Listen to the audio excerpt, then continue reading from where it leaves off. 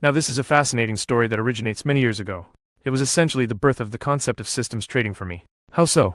Well, I took a small sum of money, and I turned it in using my intuition, and some would call talent, yet it took many years from my early youth to develop that talent, to ride what I called a story trend back then. A story trend was a new, bigger picture move of momentum. It was a big shift in relation to a story of anticipation to a fairly near epic event of good, or even bad news for a company. I focused on the positive back then.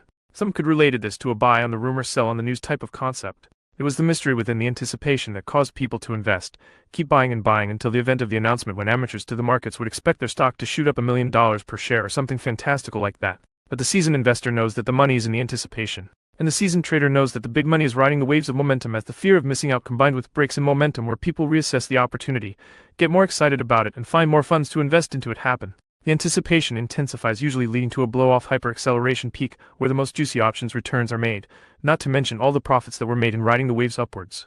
This concept of story trend investing at the time was not new to me, and I have rode many similar story trends in the past with stocks. But now I was into options. I did not use stop losses. I used behavioral and character analysis, which was based on an intuitive sensing that I likely also developed from over a decade of high-level classical music performance and study, having gone to some of the best music schools and festivals. But before I got to this point, I got into options by reading some marketers' options books and decided to do what he said. I thought, gee, if it's in the book it must be true.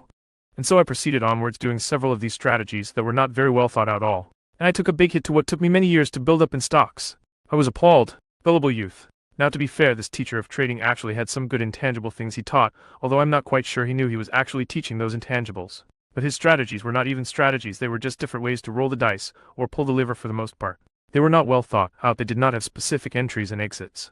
I was just so fascinated in the concept of a price chart at the time I threw out my common sense and intuition. But after I learned that lesson, I threw that slop aside and turned to what I knew how to do, which was find the story trend and ride it as I had done over and over and over with stocks. At this time, I was going to ride the waves of that story trend only.